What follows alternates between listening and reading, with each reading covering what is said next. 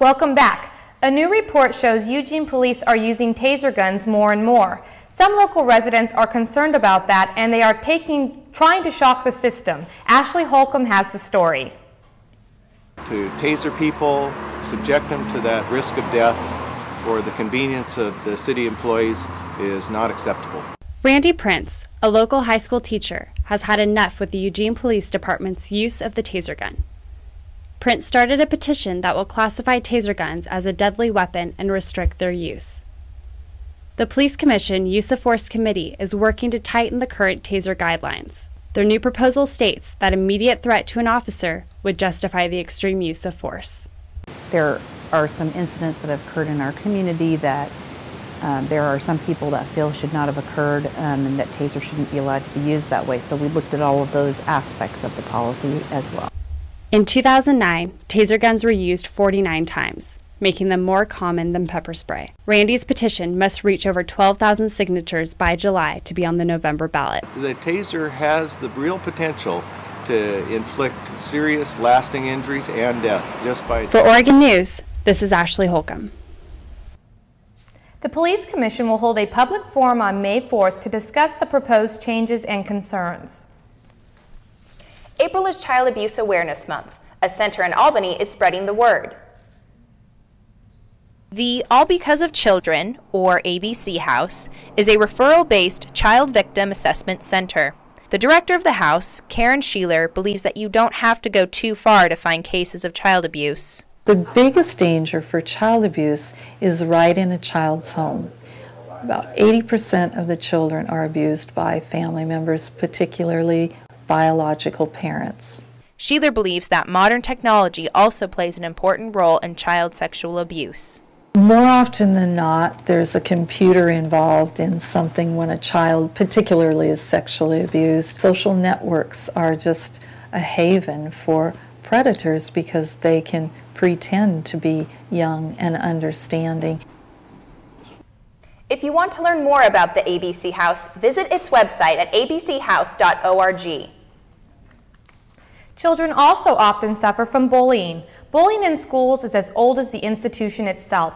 Unfortunately, it is often overlooked by parents and ignored by schools, and it's having quite an effect on one local family. When students walk through these doors, they expect to enter a safe, friendly learning environment. However, that is not always the case.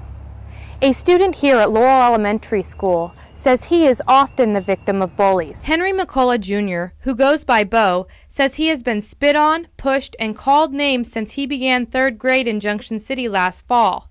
This has made him hate going to school. It makes me feel mad and triple angry and sad. Sad real I do not ever want to see those kids again. His mother, Corey, says she is fed up. The bulliers, the people that are bullying the other kids, seem to get away with anything and everything. And when you go and talk to the principal or the superintendent about it, they just say, they come up with excuses. Oh, it was an accident, or oh, they're just kids being kids. Stephen Smith says that this is a common reaction, but urges the parents to keep trying.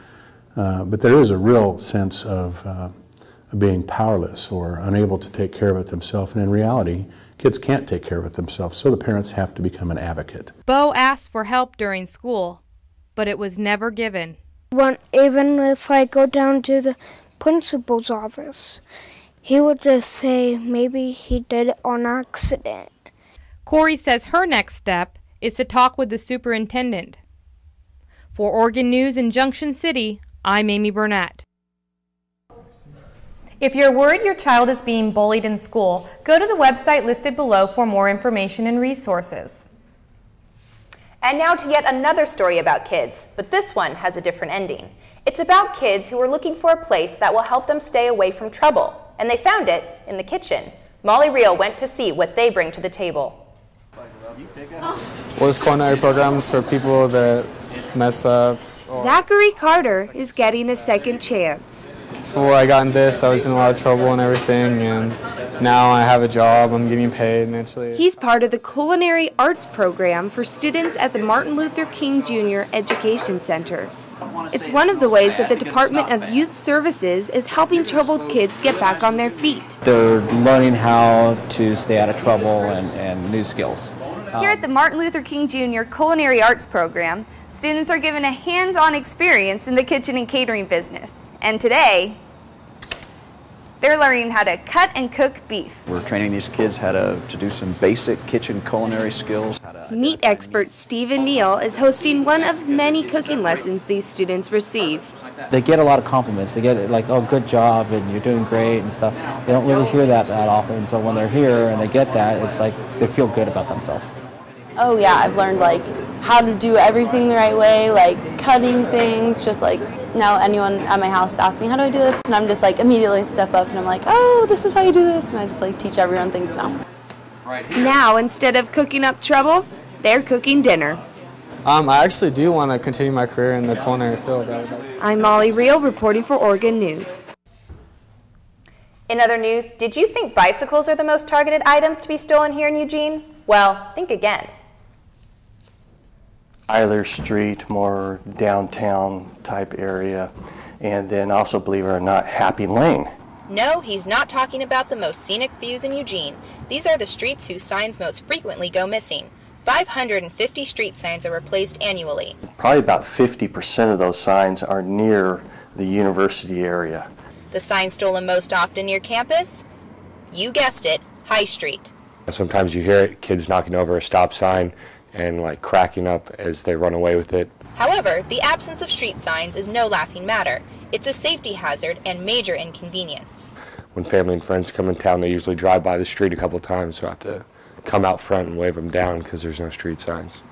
So if your name is Tyler, or you just keep unusual collections, think twice before vandalizing street signs. When Oregon News returns, we will tell you all you need to know before you elect Oregon's next governor. And we'll tell you whether you need an umbrella or sunscreen this weekend. Stay tuned.